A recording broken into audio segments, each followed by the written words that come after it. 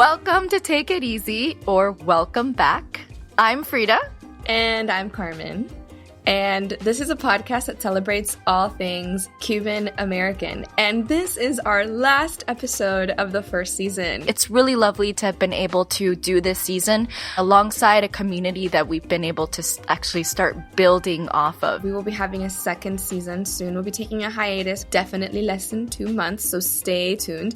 So what are we talking about today, Fryda? We felt it was appropriate to round off our first season where we tackle identity and family and talking to Cuba and more by discussing the so-called Cuban-American dream. Carmen and I were both born in Cuba and raised in the United States, in Miami specifically.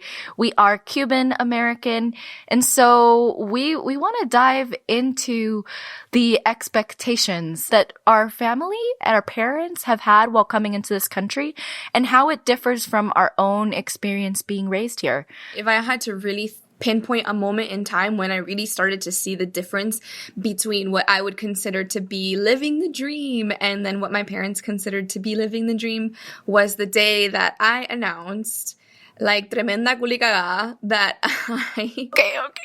Yes, keep keep going. going. That my butt is dirty. That's like kind of gross, but... Culi is like a really obscene way of saying butt. Esta jevita está enterita y tiene tremendo culo. Okay, so culo, culi. Cagada means shat it on. A culi cagada or a culi cagado is not only that your ass is dirty, but it means that you're so stupid and so naive that you can't even wipe your ass properly. Like you're still that young and dumb.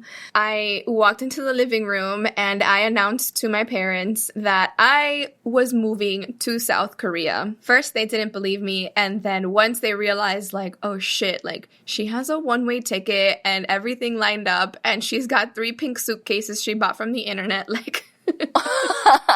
This is happening. There were a lot of uncomfortable and heated discussions about how they didn't want me to go. And I was like, listen, okay, I'm 22, I know everything, and I'm going. The aha moment that really showed me the difference here is when my dad said something like, yo no puedo creer que yo me tiré a la balsa para llegar aquí a comerse un cable, a darte a ti todos los gustos, para que tú vengas aquí a decirme que tú te vas a mudar para Corea. Essentially, Carmen's dad is saying, I can't believe I sacrificed so much through ourselves to the mercy of the ocean, came to this country, gave you all the comforts in the world for you to say you're going to Korea? Your dad uses all these examples specific to your particular immigration story and your particular sacrifices. But does this sound unfamiliar to me? No, it does not. This is highly relatable to me and I imagine to many other children of immigrants. My father still had this impression that South Korea was at risk of communism. So hearing that I was picking up all my shit and moving clear across the world was like, oh my God, she's going back. She's going back to the very same place I tried to take her away from. Que malcriada. Like, at the time, I was thinking, like, what are you talking about, Daddy? Like, I have this wonderful freedom, this luxury that I get to pack my bags, go across the world and live my life. My mom just could not understand why I wanted to do anything other than go out, get a job, get married, and have kids. Like, what other life? I remember I kept asking her, Mom, when you were my age, did you not dream of anything else? And she's like, no, I had my job and I had you and your brother and I had a cute little apartment and I had, your dad. And of course I wanted a better life, but I wanted those things in a better environment, not necessarily to move clear across the world when you have everything here. Like, it was just this big, big rift that we just could not come to terms on. Many of you might know that I've only worked at nonprofit organizations. I was originally inspired to do this kind of work watching the way that my dad talked about him standing up to an oppressive government in Cuba. My mom talking about standing up for other people, seeing their suffering. And seeing also how they took the problems in Cuba to heart. I am Cuban-American. I'm here in this country and I see a lot of problems and I see a lot of injustice too. And so I felt inspired by them and their struggle to do something about the struggles that people live in here. Fast forward to now when I'm doing this work, it is such a dream to be able to get paid to do this. You can do that in the United States. And my parents are like, womp, womp, womp. when are you gonna get another degree and become a lawyer? Fryda, what about engineering?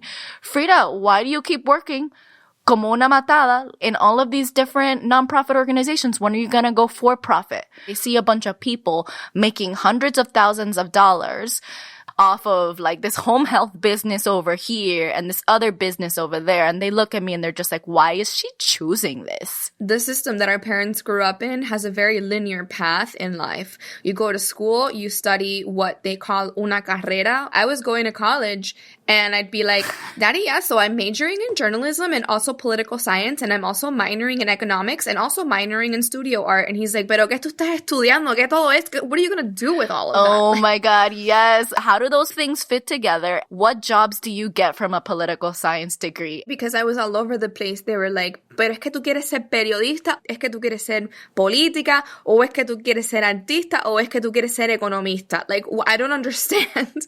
They're like, what box are you gonna fit into? In Cuba, you go to school and you study engineering and then you become an engineer. Liberal arts education is also quite unique to the United States overall. I would say, sure, in Cuba, there's a really marked path and it's like maybe especially rigid. But in most other countries, you do go along a bit more of a career path. I think that coming from a society that has experienced the things that we've already discussed in our previous episodes, extreme famine, extreme scarcity, to come here to the US, to the like capitalist heaven, like I'm doing air quotes right now, please don't take me seriously. You think that making money is the goal. Making money is the measure of success. It's like the thing that you were never even afforded the possibility of dreaming of. And now you're here in the US, and if you don't have that dream, well, what other dream are you going to have? Like if you're playing the game called America, level 10 is you own 3 different businesses and you're living in this big mansion and you're buying jet skis. Well, the other thing too is if you're doing Miami right, hot take, Miami is all about the bling. Whether it's your car that's your bling, whether it's your actual bling that's your bling. You could be una matada de hambre and you are out there in Dadeland spending your 3 kilitos. I was quite the overachiever my entire life. So my parents watched me be the best in everything that I could. And they're just like, all right, this girl's going to be a millionaire. We're not going to have to work another day in our lives. And I come out of it and I'm just like, all right, I'm doing an internship and I'm going to spend a summer in Haiti. And they're like, are you fucking And they're just like, Haiti? Te vas pa Haiti, pero Fryda.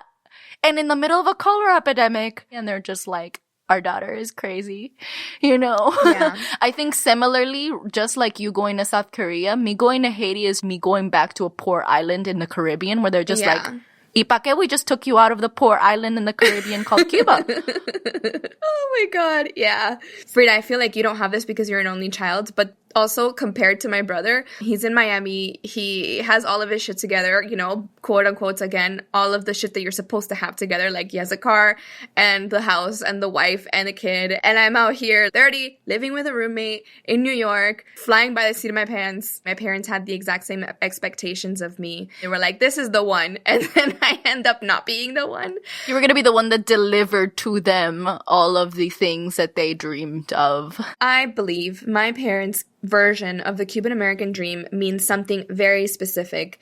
One of those things is to get highly educated, as high as you can get up there, to make money with that education, and then to use that money to amass wealth in other ways, such as buying a house, the bigger the better, and with a space for them to go live in so that they don't have to worry about anything, to own businesses, and to have cars, and to have enough money to do whatever you want in your life. My parents were able to be highly educated, but weren't able to get anywhere with their education. There's the opportunity to get this free education, but you still end up poor. And that's what they see as different here in the United States. So part of the dream, I think, is to come to the United States, maybe become the engineer, but actually make engineer level money.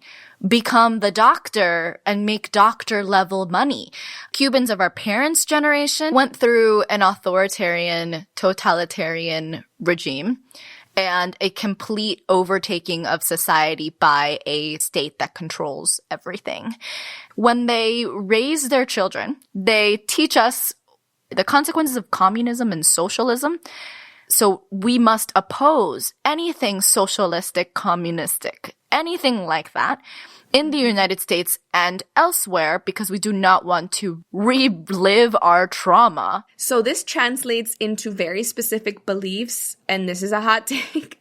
A lot of the times there are many socialistic programs that they have benefited from as an immigrant community that in their conservative views they would be throwing away like baby with the bathwater. They are comfortable benefiting from Section 8 housing, Medicaid, and Medicare. As Cuban-Americans, there has historically been a path to residency and then citizenship and then access to those social programs. I think another thing that happens is that our parents were raised and spent a lot of their adult life, their formative years in their adult life, in a completely different system where there's a planned economy. There was no real opportunity for mobility. There's no real freedom of speech. And so for them to navigate and operate in this system, Fryda and I and people of our generation have a lot more access to things, even as simple as like technology that is able to afford us a lot more awareness. We're over here thinking through our impact in the society that we live in a capitalist society. One of the more powerful things you do is purchase or not purchase something. And when it comes down to it, that is not something that they were raised thinking about. Like, Es que eso no pasaba I en know. Cuba. Eso no pasaba en Cuba. So like, there's just so much that you and I have in our little heads. There's completely different things going on in their heads. And so in taking us out of Cuba and putting us here, they planted the little flower and they put it somewhere else in another environment, and we go and become something that they would have never imagined, and we have our own little thoughts. Actually, back to that. Do Cuban-American parents think that you are your own person? Absolutely not. Absolutely Hello. not. We are property of our parents until they die. Or until you get married, Carmen. Let's bring it back a little bit and talk about this dream that we keep saying that we are living. We are, as you may or may not have guessed by now, two young professionals working in the arts and nonprofits. We were always the annoying nerds in school. We do not live in Miami. We're both pretty liberal, and neither one of us are doctors, lawyers, engineers. Insert whatever career our parents decided is worthy. We're not married. We don't have children. We're only getting older, and we're paying rent.